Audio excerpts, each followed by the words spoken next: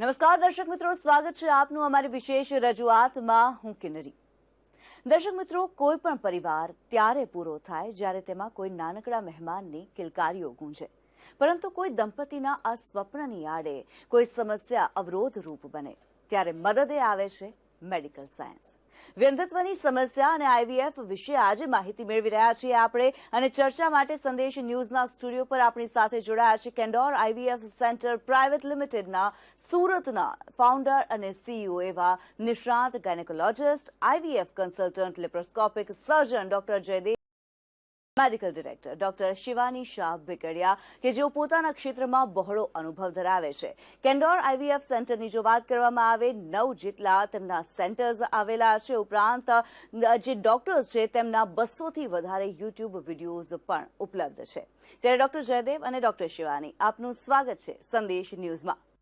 Doctor Jaydev, પહેલો સવાલ આપને પૂછવા માંગીશ. ઘણા બધા આઈવીએફ સેન્ટર્સ ખુલી રહ્યા છે આજકાલ, અને સવાલ એ થઈ રહ્યો છે કે શું વ્યંધત્વના કેસીસ વધી રહ્યા છે?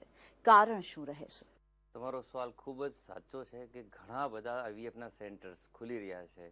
નાના નાના સેન્ટરોમાં પણ આઈવીએફ સેન્ટર્સ ખુલી રહ્યા છે. અને એનો સીધો એક જ સેન્ટેન્સમાં જવાબ આપું ને તો એમ કહી શકાય કે જ્યાં ડિમાન્ડ છે ત્યાં સપ્લાય હોવાની જ તે. સમાજમાં વંધ્યત્વનું પ્રમાણ ખૂબ જ વધી રહ્યું છે.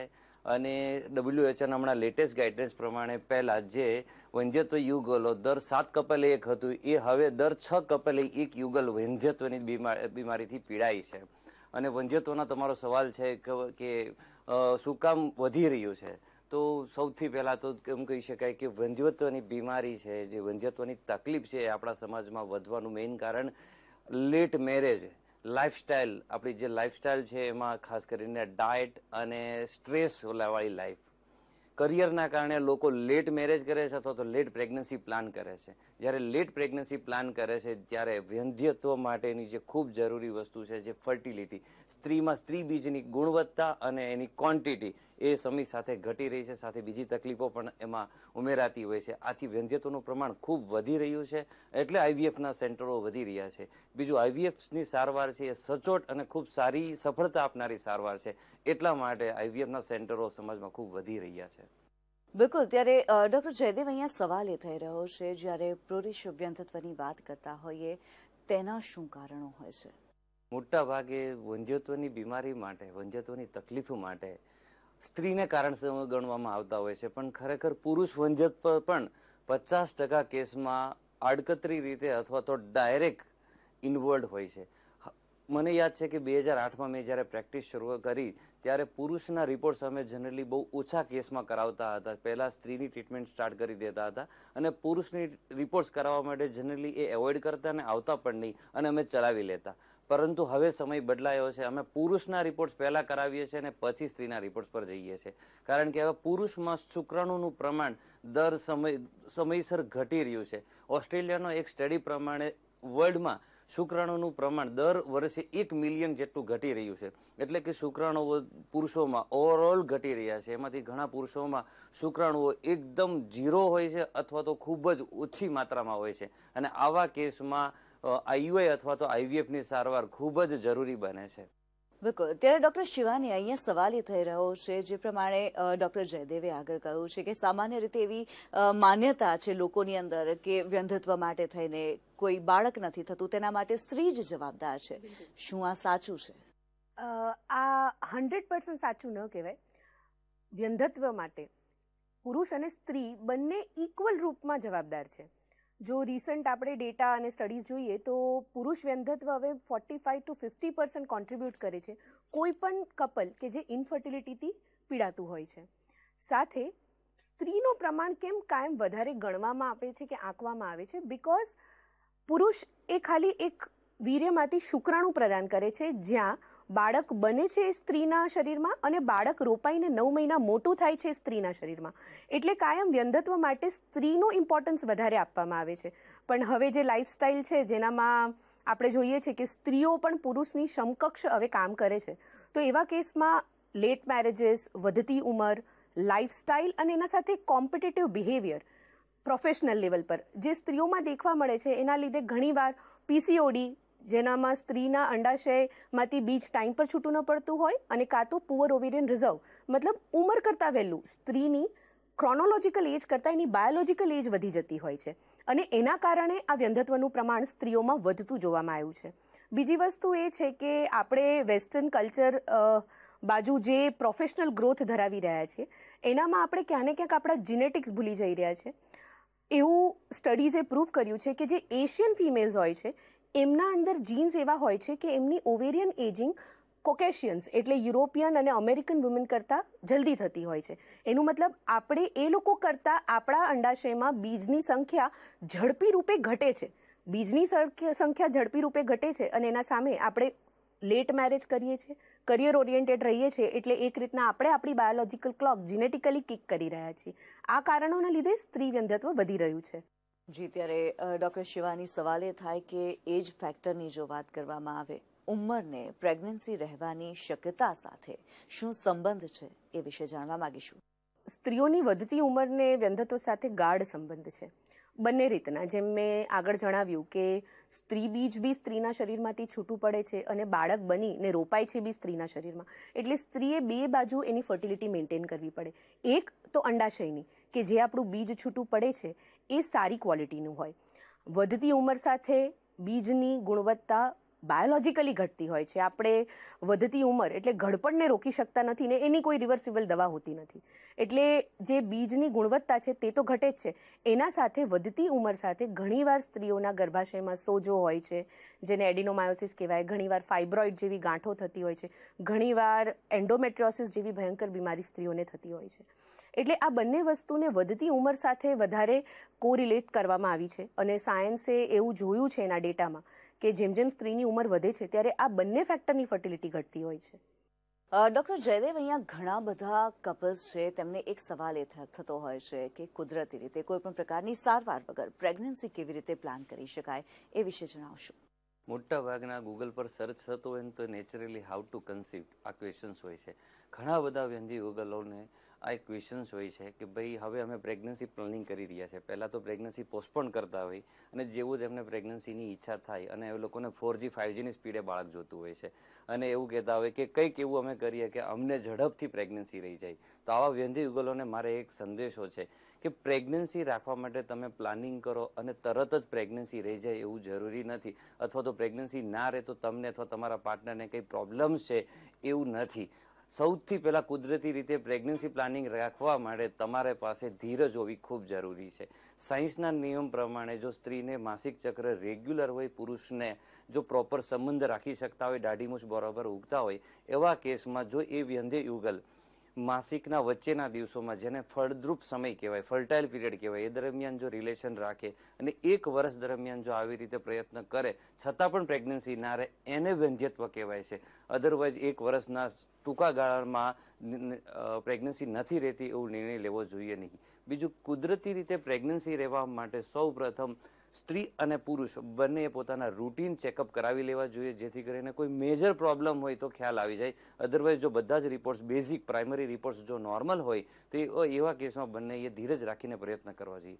પ્રયત્ન કરવા માટે સૌથી પહેલાં પુરુષ અને સ્ત્રી બંનેએ લાઇફસ્ટાઇલ ચેન્જ કરવી પડશે. લાઇફસ્ટાઇલમાં સૌથી પહેલું માનસિક સ્ટ્રેસ, કોઈ પણ પ્રકારનો તમને સામાજિક કે તમારા પ્રોફેશનને લગતો સ્ટ્રેસ હોય એમાંથી બહાર નીકળવું જોઈએ, અને પ્રેગ્નન્સી રાખવાને લઈને જો સ્ટ્રેસ હોય તો એમાંથી પણ સ્ટ્રેસ મુક્ત થવું જોઈએ, કારણ કે પ્રેગ્નન્સી રહેવી એક ટોટલી કુદરતી પ્રક્રિયા છે અને કુદરતી થશે જ.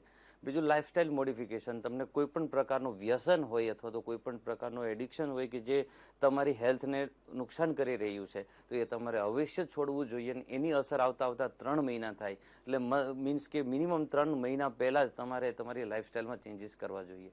બીજું, તમારા ફર્ટાઇલ પીરિયડ સારી રીતે સમજવા જોઈએ. જો તમારું પીરિયડ રેગ્યુલર હોય તો વચ્ચેના દિવસો ફર્ટાઇલ પીરિયડ કહેવાય, અને જો રેગ્યુલર ના હોય તો તમારી છેલ્લી 3 પીરિયડ્સની ડેટ્સ, સાયકલ્સને એવરેજ સાયકલ કન્સિડર કરીને એના વચ્ચેના દિવસોમાં સંબંધો રાખવા ખૂબ જરૂરી છે. ઘણા પેશન્ટનો સવાલ હોય છે કે સંબંધ કેટલી ફ્રીક્વન્સી હોય, તો ફ્રીક્વન્સી કરતાં તમારા માટે મહત્વનું એ છે કે વચ્ચેના દિવસો સચવાઈ જવા જોઈએ. અને દિવસમાં 1 વાર સંબંધ રાખવો, 2 વાર રાખવો કે 2 દિવસે 1 વાર સંબંધ રાખવો, એના કરતાં તમારા કમ્ફર્ટેબલ પ્રમાણે એટલીસ્ટ 48 કલાકમાં એક વખત સંબંધ થયેલો હોય તો ખૂબ સારી સફળતા મળતી હોય છે. પ્રેગ્નન્સી રાખવા માટે કોઈ પણ પ્રકારની પોઝિશન મહત્વની નથી. પુરુષનું વીર્ય યોનિ માર્ગમાં અંદર સુધી જવું જોઈએ એ મહત્વનું છે. બીજું, પ્રેગ્નન્સી રાખ્યા પછી સ્ત્રીએ બેડમાંથી કેટલા સમય પછી ઉઠવું જોઈએ, તો ઓન એન એવરેજ 20 થી 25 મિનિટ પછી ઉઠે તો કોઈ પ્રોબ્લેમ આવતો હોતો નથી. બાકી યુરિન રોકીને 5-6 કલાક સુધી બેડમાં રોકાઈ રહેવું જોઈએ એવું જરૂરી નથી. એવો સ્ટ્રેસ લેવાની પણ જરૂર નથી. આ સિવાય લાઈફસ્ટાઈલ માટેના તમારામાંથી જે બેસ્ટ ઓપ્શન હોય બધા કરતા રહેવા જોઈએ. દર્શક મિત્રો, આપણે ચર્ચા કરી રહ્યા છીએ વ્યંધત્વની સમસ્યા અને IVF સારવાર વિશે. આ ચર્ચાને આપણે આગળ ચાલુ રાખીશું. હાલ રોકાઈએ નાનકડા બ્રેક માટે.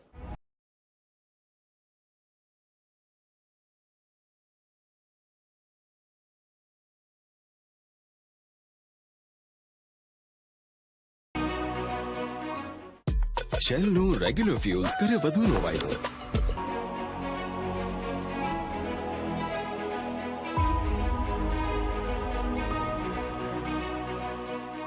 Welcome back. આપણે ચર્ચા કરી રહ્યા છીએ વ્યંધત્વની સમસ્યા અને IVFની સારવાર વિશે અને આપણી સાથે જોડાયા છે ડોક્ટર જયદેવ અને ડોક્ટર શિવાની. તેમની સાથે આ ચર્ચાને આપણે આગળ વધારીએ. બિલકુલ. ત્યારે ડોક્ટર જયદેવ, અહીંયા સવાલ એ થાય કે પ્રેગ્નન્સી ન રહેવાના જે કારણો છે તે શું છે? કારણ કે ઘણીવાર કોઈ શારીરિક સમસ્યાઓ જાણવા મળતી હોય છે કે પછી અન્ય કારણો પણ જવાબદાર હોય છે. સૌથી પહેલા તો પેશન્ટ અમારા પાસે આવે અને મોટા ભાગે IVF સેન્ટર પાસે આવે ને ત્યાં સુધી એમણે મલ્ટિપલ પ્રકારની સારવાર કરાવેલી હોય છે. એટલે એમનો આ ક્વેશ્ચન બહુ કોમન હોય છે કે સાહેબ અમને કહો કે અમને પ્રેગ્નન્સી રહેતી કેમ નથી. તો આવા મોટા ભાગના યુગલમાં અમે કોઈ કારણ, દેખીતું કારણ મળતું હોતું નથી અને અમે અનએક્સપ્લેન ઇન્ફર્ટિલિટી કહીએ છીએ. હાલમાં અનએક્સપ્લેન ઇન્ફર્ટિલિટીના કેસીસ ખૂબ વધી રહ્યા છે કે જેમાં પુરુષના બધા જ રિપોર્ટ, સ્ત્રીના બધા જ રિપોર્ટ્સ નોર્મલ આવતા હોય છતાં પણ પ્રેગ્નન્સી ના રહેતી હોય. તો આને અમે એવું કહેતા હોય કે આ અનએક્સપ્લેન ઇન્ફર્ટિલિટી છે કે જેમાં વૈજ્ઞાનિક રીતે કોઈ કારણ જાણી શકાતું નથી. હશે કોઈ કારણ પણ એ વૈજ્ઞાનિક રીતે જાણી શકાતું નથી. આ સિવાય બીજું મેં જેમ કીધું એ મોસ્ટ કોમન પુરુષ વંધ્યત્વમાં પુરુષમાં શુક્રાણુઓ ઓછા હોવા અથવા તો નહીં હોવા, આવા કેસમાં પુરુષ વંધ્યત્વ જવાબદાર હોય છે.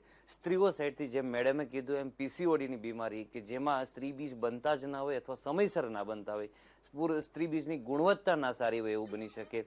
પુઅર ઓવરિયન રિઝર્વ એટલે કે નાની ઉંમરે સ્ત્રી બીજ ઓછા થઈ જવા, સ્ત્રી બીજની સંખ્યા ઘટી જવી એ પણ બહુ કોમનલી અત્યારે જોવા મળી રહ્યું છે. એ સિવાય ફેલોપિયન ટ્યુબ જે સ્ત્રી બીજ લાવવા લઈ જવાનું જે કામ કરે છે એ ફેલોપિયન ટ્યુબ બંને બ્લોક હોય તો એવા કેસમાં પણ પ્રેગ્નન્સી નથી રહેતી હોતી. આ સિવાયના માઇનર કારણોમાં એન્ડોમેટ્રિયોસિસ, ફાઇબ્રોઇડ યુટરસ અથવા તો શુક્રાણુઓ ગર્ભાશયના મુખ પાસે જ ડેમેજ થઈ જતા, આવા ઘણા બીજા કારણો હોઈ શકે. પણ મુખ્ય કારણોમાં સ્ત્રી બીજ ના બનવું અથવા પુરુષના શુક્રાણુઓ બરોબર ના હોવા અથવા ફેલોપિયન ટ્યુબ બંધ હોવી આ મુખ્ય કારણ હોવા દેખાઈ રહ્યા છે અત્યારના સમાજમાં. ડોક્ટર શિવાની, જ્યારે વાત કરતા હોય ઘણા બધા કપલ્સ વ્યંધત્વની સમસ્યાથી પીડાતા હોય છે ત્યારે તેમને મદદગાર શું થઈ શકે? IVFની વાત આવે, ઇન વિટ્રો ફર્ટિલાઇઝેશન એ શું છે? ઇન વિટ્રો ફર્ટિલાઇઝેશન એટલે કુદરતી રૂપે જે ભ્રૂણ નિર્માણ, બાળકની રચના સ્ત્રીની ગર્ભનળી ફેલોપિયન ટ્યુબ્સમાં થતી હોય છે, સેમ સિમિલર એન્વાયરમેન્ટ જ્યારે લેબોરેટરી ક્રીમમાં ક્રિએટ કરી અને બાળક લેબોરેટરીમાં બનાવવામાં આવે એને ટેસ્ટ ટ્યુબ બેબી કહેવાય. ડિટેલમાં સમજાવું તો કોઈ પણ સ્ત્રીને એના બીજ બનવાના હોર્મોનલ ઇન્જેક્શન્સ આપવામાં આવે જે એની સાયકલને એનામાં મળતા રિસ્પોન્સ પ્રમાણે 10 થી 15 દિવસ, 10 થી 12 દિવસની વચ્ચે આપવામાં આવે. પછી એ બધા જ બીજ શરીરની બહાર કાઢી લેવામાં આવે અને એક બીજમાં આપણે માળામાં દોરીના અંદર જે મોતી પોરવીએ એમ એક બીજની અંદર શુક્રાણુ પોરવીએ જેને ઇક્સીની પ્રક્રિયા કહેવાય. એ રીતના બાળક બનાવવામાં આવે અને જે પ્રમાણે કુદરતી રૂપે બાળકની વિકાસ સ્ત્રીની ગર્ભનળીઓમાં 5 દિવસ સુધી થતો હોય એવી જ રીતના 5 દિવસ સુધીનો આ વિકાસ કૃત્રિમ કંટ્રોલ્ડ વાતાવરણમાં લેબોરેટરીની અંદર કરવામાં આવે અને આને જ આખેને IVF પ્રોસિજર કહેવાય છે. આ જે બનેલું ભ્રૂણ હોય છે કાં તો સ્ત્રીને એની એ જ માસિક ચક્રમાં ગર્ભમાં મૂકવામાં આવે તો એને ફ્રેશ સાયકલ એમ્બ્રિયો ટ્રાન્સફર કહેવાય. અને જો આ બાળકને ફ્રોઝન કરી ક્રાયોપ્રિઝર્વની આખી મેથડ આવે જેના અંદર આપણે બાળકને એની જીવિત અવસ્થાની અંદર ફ્રોઝ કરી શકીએ, ફ્રીઝ કરી શકીએ અને એ ફ્રીઝ કરેલું બાળક જ્યારે આપણે સ્ત્રીના ગર્ભાશયની અંદર યોગ્ય જમીન જેને દિવાલ બી કહેવામાં આવે એ બની જાય પછી મૂકવામાં આવે એટલે ફ્રોઝન એમ્બ્રિયો ટ્રાન્સફર. જેમ કુદરતી રૂપે કોઈ બી ભ્રૂણ ગર્ભાશયની અંદર જ્યારે ચોંટે ને એના 15 દિવસ પછી એટલે માસિકના ઉપર અઠવાડિયું જાય અને કોઈ બી સ્ત્રીને ખબર પડતી હોય છે કે મને માસિક મિસ થયું અને હું પ્રેગ્નન્ટ છું, સેમ એવી જ રીતના આ બાળક જ્યારે ગર્ભમાં મૂકી દેવામાં આવે, જેને એમ્બ્રિયો ટ્રાન્સફર કહેવાય, એના 15 દિવસ પછી ખબર પડે કે એ દાંપત્ય જીવનને પ્રેગ્નન્સીનું સુખ મળ્યું છે કે નથી મળ્યું. ડૉક્ટર જયદેવ, અહીંયા સવાલ એ થાય, આઈવીએફ વિશે જ્યારે વાત કરતા હોય, કેવા કપલ્સને આઈવીએફની જરૂર પડતી હોય છે? ખરેખર ઘણા કપલ આવીને કહેતા શું સાહેબ મારે આઈવીએફની જરૂર છે જ, તો એ મારા દર્શક મિત્રોને કહેવું છે કે આવા કપલે જેટલું બને એટલું જલ્દી આઈવીએફની પ્રક્રિયાનો સ્વીકાર કરવો જોઈએ. ખાસ કરીને જે પુરુષમાં શુક્રાણુઓ ખૂબ જ ઓછા હોય અથવા તો નહિવત માત્રામાં હોય જ નહીં અને ટેસ્ટિસની અંદર જો શુક્રાણુઓ હોય તો એવા યુગલે જો પોતાનું સંતાન જોતું હોય તો ટેસ્ટ ટ્યુબ બેબીની સારવાર એમના માટે બેસ્ટ છે. જે સ્ત્રીમાં બંને ફેલોપિયન ટ્યુબ બ્લોક થઈ ગયેલી છે, એટલે કે સ્ત્રી બીજ અને પુરુષના શુક્રાણુઓ બંને ઇન્ટરનલી એકબીજા સાથે મેચ થઈ શકે એમ નથી, એવા કેસમાં ટેસ્ટ ટ્યુબ બેબી જ કરાવવું જોઈએ. જે સ્ત્રીમાં સ્ત્રી બીજ બનતા જ નથી અથવા તો એમની ઉંમર થઈ ગઈ છે અને બીજની ગુણવત્તા અથવા બીજ સ્ત્રી અંદર ઓવરીઝની અંદર છે જ નહીં, માસિક ચક્ર એકદમ અનિયમિત છે અથવા તો માસિક હવે આવવાનું બંધ થઈ ગયું છે અને એમને હવે મમ્મી બનવું છે, તો એમને બીજી સ્ત્રીના બીજ લઈ અને ડોનર એગ્સથી પોતાનું સંતાન મેળવી શકે છે એમના હસબન્ડના સ્પર્મના ઉપયોગથી. તો આવા યુગલે પણ ટેસ્ટ ટ્યુબ બેબીની સારવાર જેટલું બને એટલું ઝડપથી સ્વીકારવી જોઈએ. એ સિવાય માઇનર કેસમાં પીસીઓડીની બીમારી હોય, એન્ડોમેટ્રિયોસિસની બીમારી હોય અથવા તો ગર્ભાશયની અંદર ઘણી બધી વખત આઈયુઆઈની પ્રોસેસ કરી હોય, વીર્યને કૃત્રિમ રીતે ગર્ભાશયની અંદર મૂકવા છતાં પણ શુક્રાણુ અને સ્ત્રી બીજ પેટની અંદર જ બાળક ના બનાવી શકતા હોય, એવા કેસમાં વંધ્યત્વ યુગલે આઈવીએફની સારવાર સ્વીકારવી જોઈએ. ડૉક્ટર શિવાની, અહીંયા પ્રશ્ન એ થાય કે બાળક ઈચ્છતા જે યુગલો છે તેમના માટે આઈવીએફ જ લાસ્ટ ઓપ્શન છે. જે લોકોને આઈવીએફની સલાહ આપવામાં આવે આઈવીએફ કન્સલ્ટન્ટ દ્વારા, એ લોકો માટે આઈવીએફ લાસ્ટ ઓપ્શન નથી હોતું પણ બેસ્ટ ઓપ્શન હોય છે. ફરક છે લાસ્ટ ઓપ્શન હોવામાં અને બેસ્ટ ઓપ્શન હોવામાં. ઘણા કપલ્સ એવા હોય છે કે જેમના અંદર આઈવીએફ સાયકલ ફેલિયર થયા પછી બી એમને કુદરતી રૂપે સંતાન પ્રાપ્તિ થાય છે. એટલે આઈવીએફ બેસ્ટ ઓપ્શન એટલે છે કારણ કે ઘણીવાર તમારું ટાઈમ ટુ પ્રેગ્નન્સી જોવામાં આવે, તમારી ઉંમર શું છે, તમે ક્યારે પ્રેગ્નન્ટ થશો, કારણ કે વધતી ઉંમર સાથે પ્રેગ્નન્સી પોતે એક હાઈ રિસ્ક ફેક્ટર થઈ જાય છે, ખાસ કરીને સ્ત્રીઓ માટે. એટલે જ્યારે બી ડૉક્ટર તમને આઈવીએફની સલાહ આપે છે ત્યારે ફક્ત એ તમારા રિપોર્ટને નથી જોતા, તમારી આખી સોશિયલ લાઈફને જુએ છે. તમારી ઉંમર, તમારી આર્થિક પરિસ્થિતિ, તમે કેટલું જલ્દી બાળક મેળવો જેનાથી તમને કોઈ હેલ્થ રિસ્ક ફેક્ટર ના હોય, સાથે રાઈટ એજમાં બાળક મેળવ્યા પછી એના ઉછેરની આનંદ કંઈક અલગ જ હોય છે. એના સાથે સાથે મોસ્ટલી જો હું કહું તો આઈવીએફ સેન્ટરમાં પગ મૂકતા યુગલોએ ઓલરેડી એમના લગ્નના 5-6 વર્ષ ઉપર પાર કરી લીધેલા હોય છે અને એ લોકો મિનિમમ આઈવીએફમાં લાગતા ખર્ચા કરતાં બમણો ખર્ચો તો અત્યારે નાની મોટી સારવારમાં કરી ચૂક્યા હોય છે. એટલે જ્યારે આપણે આઈવીએફના માટે વિચારીએ ત્યારે એવું કહેવામાં આવે કે એ બેસ્ટ ઇન્વેસ્ટમેન્ટ છે જો તમારા ડૉક્ટર તમને સલાહ આપી હોય કે તમને આઈવીએફની જરૂરત છે તો. ત્યારે ડૉક્ટર જયદેવ, અહીંયા સવાલ એ થાય કે શું સમાજ આ પ્રકારની સારવારનો સ્વીકાર કરી રહ્યો છે? હા, સમાજ ચોક્કસ સ્વીકાર કરી રહ્યો છે. એટલે જ તમારો પ્રથમ પ્રશ્ન હતો ને કે જે આઈવીએફના સેન્ટરો એટલી બધી માત્રામાં ખુલી રહ્યા છે, તો હા, આપણો સમાજ છે એ આઈવીએફની સારવારને સ્વીકારી રહ્યો છે. એના 2-3 મુખ્ય કારણ એ છે કે હાલ આઈવીએફથી જન્મેલા કરોડો બાળકો અત્યારે હેલ્ધી લાઈફ જીવી રહ્યા છે, એટલે લોકો એ બાળકોને જોઈને સ્વીકારી રહ્યા છે. બીજું, સોશિયલ મીડિયા માધ્યમથી લોકોને ખૂબ જ સારી અવેરનેસ મળી રહી છે કે આઈવીએફની સારવાર છે એ ટોટલી કુદરતી રીતે છે, એમાં જે બાળક બનાવવામાં આવે છે ટોટલી કુદરતી જ હોય છે. ડૉક્ટર શિવાની, આઈવીએફ વિશે જ્યારે સમાજ સ્વીકૃતિ આપી રહ્યો છે ત્યારે ઘણા બધા લોકોને કેટલાક સવાલો એવા પણ થતા હોય છે કે જે માન્યતાઓ પરથી આવતા હોય છે, ગેરમાન્યતાઓ હોતી હોય છે કેટલીક. એમાં એક સવાલ સૌથી પહેલા એ આવે, શું બાળક બીજાનું હોય છે? આ કેટલું સાચું? ના, આ બિલકુલ સત્ય નથી. આઈવીએફમાં સ્ત્રી બીજને બહાર કાઢી અને પુરુષના શુક્રાણુ સાથે મિલન કરીને ભ્રૂણ બનાવવામાં આવે. આઈવીએફની ઘણી બધી પ્રકાર હોય છે. એનામાં જે યુગલમાં સ્ત્રીબીજની સંખ્યા સારી છે, સ્ત્રીબીજની ગુણવત્તા સારી છે, પુરુષના શુક્રાણુ બી વ્યવસ્થિત છે, એવા લોકોમાં એમનું જ બનેલું બાળક એમના જ ગર્ભમાં મૂકી અને પ્રેગ્નન્સી આપવામાં આવતી હોય છે. આઈવીએફમાં બીજાનું બાળક મૂકે, આ ગેરમાન્યતા આપણા સમાજમાં ત્યારથી ઉપજી છે જ્યારે આઈવીએફનું સ્વીકૃતિ એટલી નહોતી આજથી 10 થી 15 વર્ષ પહેલાં, અને યુગલો એમના જીવનના 40-45 વર્ષ વગર બાળકે કાઢી નાખતા, અને પછી સેન્ટરમાં જતા જ્યારે સ્ત્રી પાસે બીજની સંખ્યા રહેતી જ નહીં, ખાલી જમીન ફળદ્રુપી રહેતી, એટલે ડૉક્ટરને એ સમયે બીજી કોઈ સ્ત્રીના બીજ લઈ ડોનેટથી, એગ ડોનેશનથી બાળક બનાવીને ગર્ભમાં મૂકવામાં આવતું. પણ આપણા સમાજમાં એ દાખલો આજ બી ચાલતો આવ્યો છે, એટલે બધાને એવી ગેરમાન્યતા છે કે આનામાં બીજાનું બાળક હોય છે, જે બિલકુલ સત્ય નથી.